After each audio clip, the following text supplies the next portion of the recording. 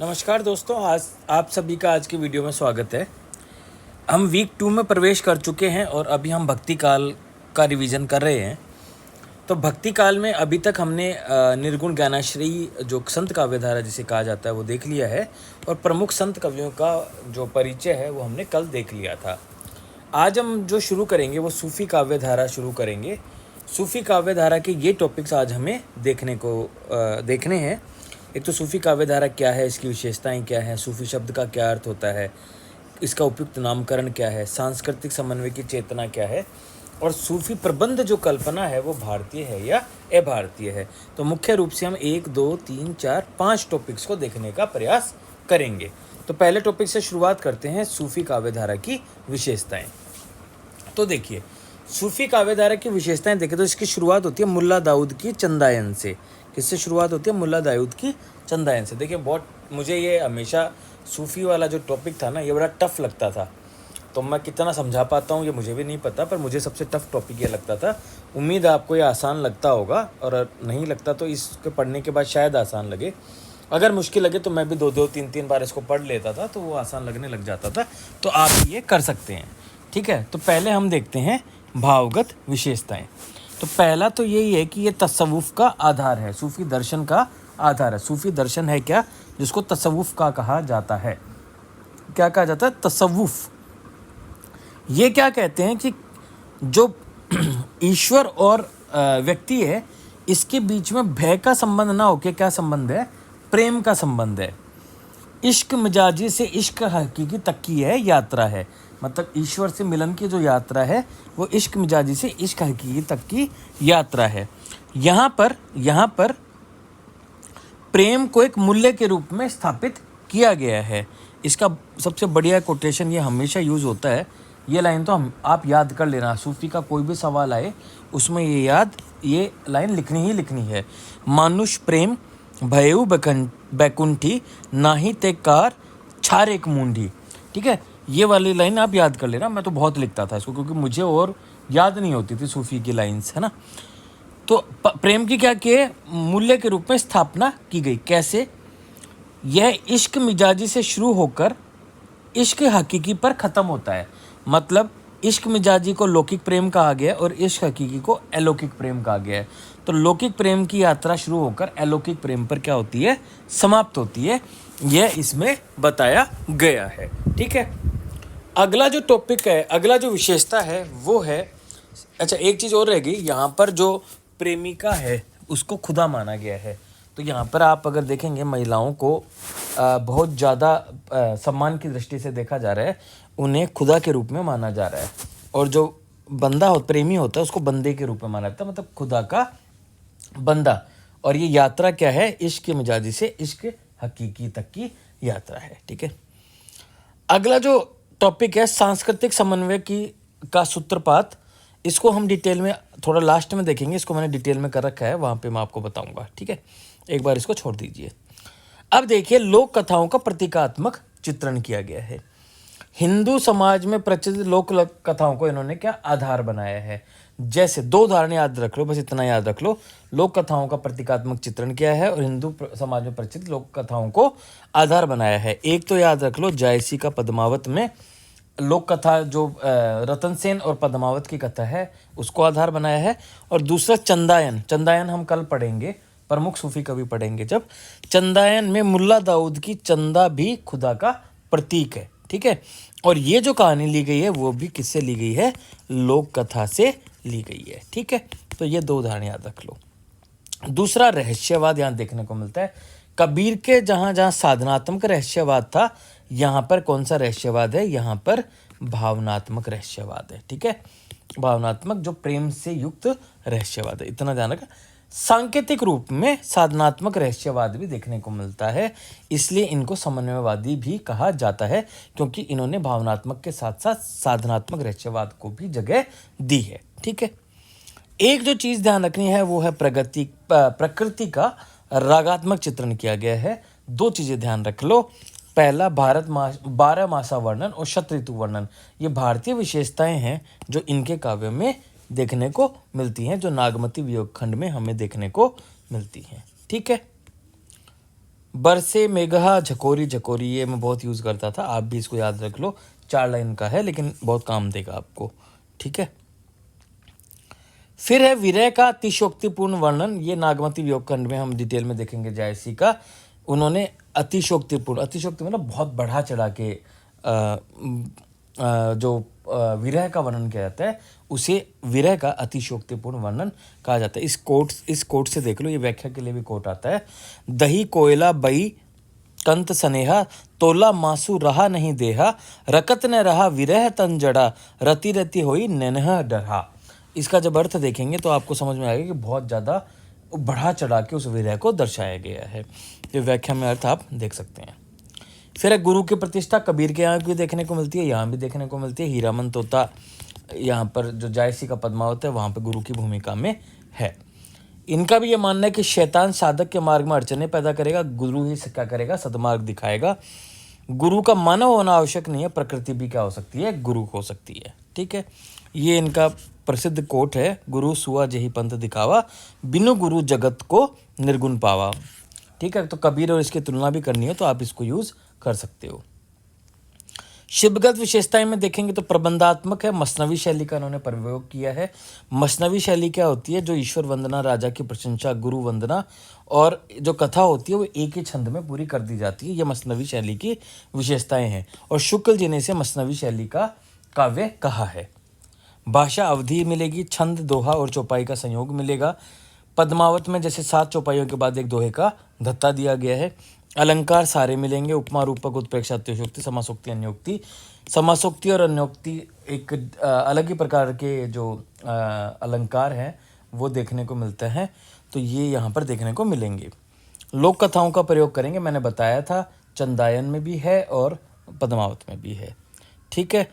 प्रतीकों का प्रयोग देखने को मिलेगा, इश्क मिजाजी, इश्क हकीकी, ये प्रतीक ही हैं, ठीक है। तो ये इसकी विशेषताएं हो गई, भावगत भी हो गई और शिल्पगत भी हो गई, ठीक है। कोई सवाल आए तो आप देख सकते हैं, ठीक है। अब जो अगला है वो है सूफी शब्द से अर्थ क्या है। बहुत मुश्किल टॉपिक नहीं है, बहुत ज़्यादा डिटेल में नहीं लूँगा मैं, बस इतना समझ लीजिए। आज के दौर में सूफी उसे कहा जाता है जो तसव्वुफ, जो सूफी का जो दर्शन है तसव्वुफ, उसका अनुयायी है, अर्थात इश्क मिजाजी और इश्क हकीकी के सिद्धांत को मानता है और सभी धर्मों से क्या करता है, प्रेम करता है। शब्दों के अर्थ से देखें, व्युत्पत्ति मूलक व्याख्या, मतलब शब्द की उत्पत्ति से जुड़ी हुई व्याख्या है, उससे देखें तो सफ शब्द का अर्थ होता है ऊनी या ऊनी कपड़ा। ऐसे कपड़े धारण करने वाले सूफी कहलाते हैं। और एक अर्थ निकलता है सफ़ा का, जो पवित्रता या शुद्धता से है, कि आचरण की शुद्धता के कारण सूफी कहलाए। एक और जो सफ़ा का अर्थ है वो ये है कि मोहम्मद पैगंबर द्वारा जब मदीना की मस्जिद के बाहर सफ़ा अर्थात मक्का की एक पहाड़ी पर जिन लोगों ने शरण ली, वे आगे करके सूफी कहलाए। तो एक अर्थ निकालना मुश्किल है, लेकिन इसके शाब्दिक अर्थ को ही स्वीकारना होगा। लेकिन आज का जो अर्थ है वो तसव्वुफ वाला अर्थ मान्य है, मतलब तसव्वुफ को मानने वाला, ठीक है। इस पे सवाल आने की संभावना कम है। अगला जो टॉपिक है वो है कि सूफी काव्य धारा का उचित नामकरण क्या हो सकता है। तो 2 नाम इसमें माने गए हैं। कुछ का मानना है कि प्रेमाश्री काव्य धारा होना चाहिए और कुछ का मानना है कि ये सूफी काव्य धारा इसका नाम होना चाहिए। प्रेमाश्री मानते हैं जो वो आचार्य शुक्ल जी हैं, उनका मानना है।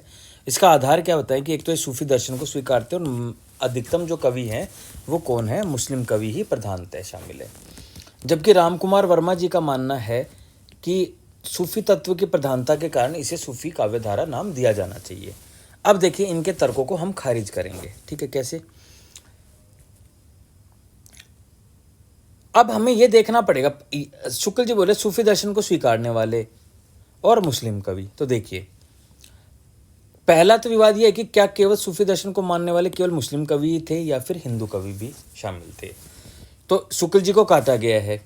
द्विवेदी जी ने बताया है कि भाई आप ये तो छोड़िए कि कौन ज़्यादा शामिल है, इसकी स्थापना ही, इस काव्यधारा का प्रवर्तन ही ईश्वरदास नाम के हिंदू कवि ने किया था।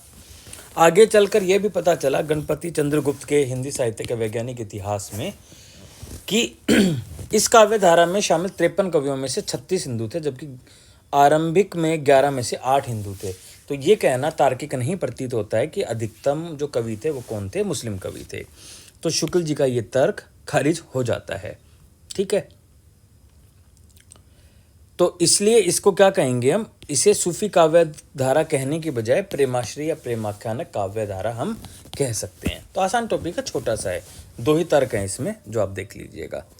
फिर दूसरा विवाद इसी टॉपिक से रिलेटेड है कि क्या इस काव्य धारा की साहित्य की अंतर्वस्तु सूफी दर्शन या तसव्वुफ पर केंद्रित है कि नहीं है। ठीक है, अंतर्वस्तु में केवल सूफी दर्शन है या तसव्वुफ है या कुछ और भी है।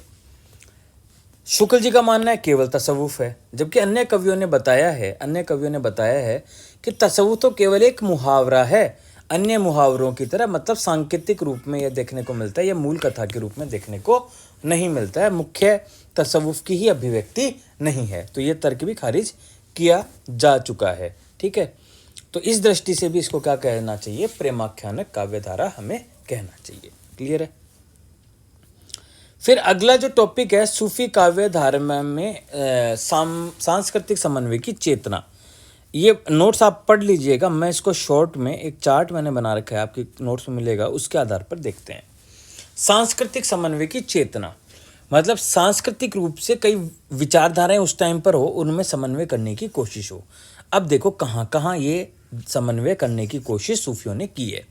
तो 4 धरातल पर मुख्य रूप से ये करने की कोशिश की गई है। पहला है दर्शन के धरातल पर। दर्शन के धरातल पर देखोगे तो उस टाइम पर एकेश्वरवाद भी था, अद्वैतवाद भी था। एकेश्वरवाद इस्लाम का है और अद्वैतवाद हिंदू का है। इन दोनों को इन्होंने क्या किया है, इन दोनों को समन्वित किया है। अहम ब्रह्मास्मि जो उपनिषद में लिखा है, अन अल हक मैं ही खुदा हूँ, कि जो अभिव्यक्ति है सूफियों की, वो कहीं ना कहीं इसी का समन्वय देखने को मिलता है। हिंदू एकेश्वरवाद और अद्वैतवाद को इन्होंने स्वीकार लिया है, अपने काव्य में जगह दी है। दूसरा है सांप्रदायिकता के स्तर पर। सांप्रदायिकता के स्तर पर देखें, जहां हिंदू मुसलमान एक दूसरे से लड़ रहा है, वहां पर ये प्रेम तत्व की स्थापना करते हैं, दोनों में प्रेम का संवाद कराने की कोशिश करते हैं। दूसरा, जो फारसी पद्धति है, सूफी जो है वो मुस्लिम जो है उससे उठी हुई पद्धति है, लेकिन जब ये कहानियों को आधार बनाते हैं तो हिंदू कहानियों और मिथकों को आधार बनाते हैं। इस्लाम क्या मानता है, मूर्ति पूजा को कुफ्र मानता है, मूर्ति पूजा को अलाउ नहीं करता इस्लाम, लेकिन इनकी रचनाओं में हिंदू देवी देवताओं को भी स्थान दिया गया है। तो ये सांप्रदायिकता के स्तर पर भी क्या करते हैं, या धर्म के स्तर पर भी समन्वय का कार्य कर रहे हैं।